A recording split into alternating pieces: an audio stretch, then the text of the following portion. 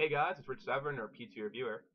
I'm guessing an NPTE or board exam is coming up soon because we're seeing some of the similar questions and comments that you would around board exam time. If you've been involved in social media and physical therapy practice as long as I have, you see similar trends over and over and over again.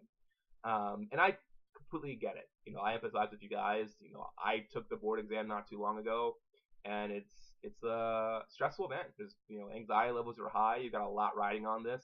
I did as well. If I didn't pass, like I wouldn't be going to residency. And that's something I invested a lot of time and a lot of effort in. There's a lot of money behind it too. PT school's not cheap. And you invest in 3 years of additional schooling. So you got a lot riding on it. But I wanted to share a bit of advice from just my own experiences, if you're willing to hear it out. From someone who got a perfect score. Like I got a perfect score on the NPTE.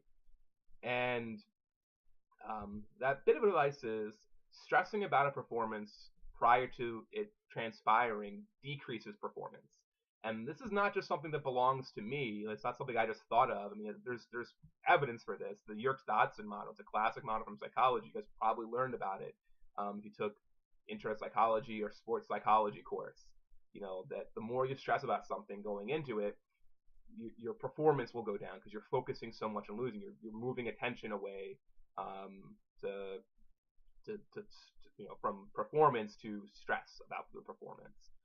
So whenever I approach something, I never think I'm gonna fail, never think I'm gonna lose, because in my mind, and again there's evidence to support this.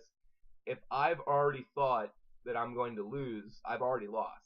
So might as well focus on winning and having success versus focusing on losing. And and the MPT is a classic example of the situation because the MPT doesn't test you on anything you haven't learned already. You've passed every exam or enough exams to be in a position to take the MPT. So you're clearly know this stuff. It's just a review in many respects on what you've already spent years preparing for. So it's not the 6 to 8 weeks you spent through therapy ed or through score builders. It's the 7 years. It's the years in the anatomy lab. It's the years by yourself in the library studying the origin and insertions of muscles or biomechanics and cardiopulm, or neuro. So have you studied this stuff? You already know it. So though there's gonna naturally be anxiety about an exam like this, try converting that anxiety to excitement. To show yourself, kind of how hard you prepared, how much you prepared, and that's how I look at any competition, whether it was in sports, in college, in high school.